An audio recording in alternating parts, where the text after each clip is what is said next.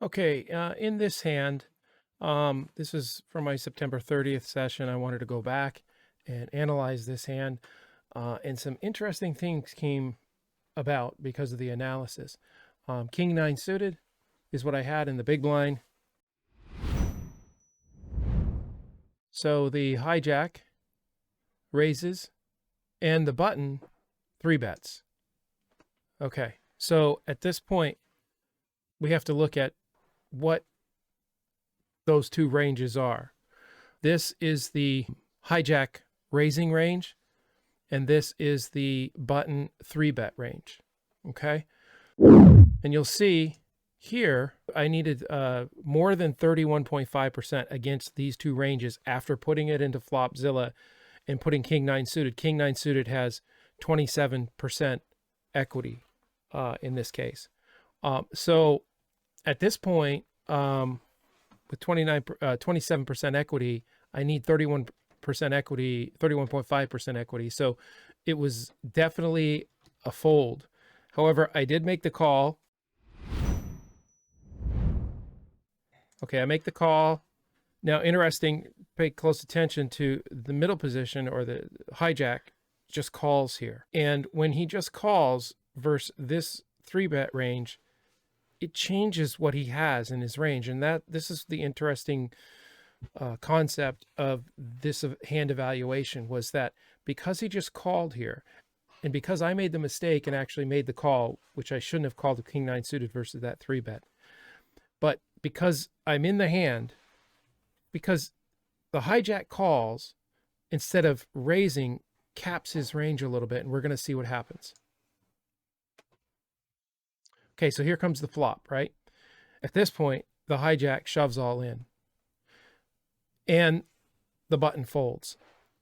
At this point, this is where things change, right? Because 7-6-3 with 2 clubs on board, my equity changes. Okay, so as you can see, my equity just went from 27% to 57% versus the hijack's calling range, because his range got capped because he only called versus the 3-bet of the button. So that's super important. So when you're in this situation again, I don't want you to do what I did, which was fold, because I folded a hand that had 57% equity versus the hijack's range without thinking. I just folded thinking, I'm not good here. I'm not going to call an all in. But when you do the pot odds and you compare the equity, my equity went from 27% to 57%. So now we have to continue and look at the pot odds. Okay, so the pot odds in this case, because my equity is now 57%, the pot odds, again, pot size divided by call amount.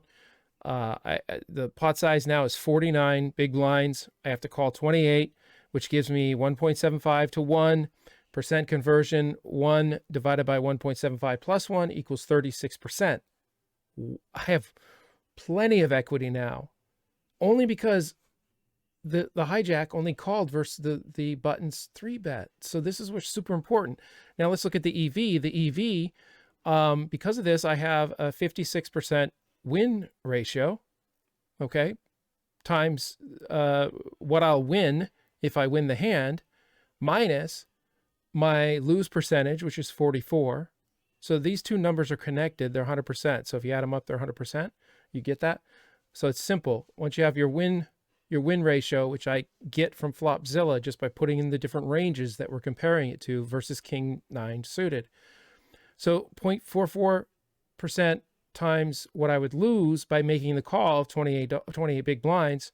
So you take 28 minus, so 28 minus 12.32. So it's 28. This is what 50.56 times 50 equals to 28, and 0.44 times 28 equals 1232. Minus that makes it a plus 15.68 expected value. So that means if you make this call every time, in the long haul, you're going to average out to be about 15.68 big blinds every single time. Super, super important.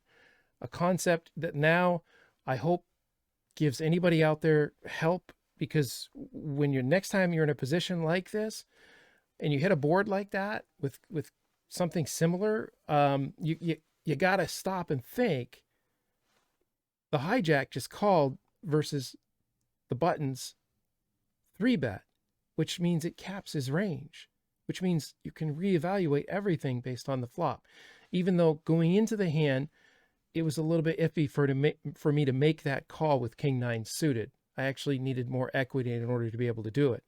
But made the mistake. I was in the hand. It's time to play it out and continue to fight for the pot, not just fold like I did. So next time, don't fold.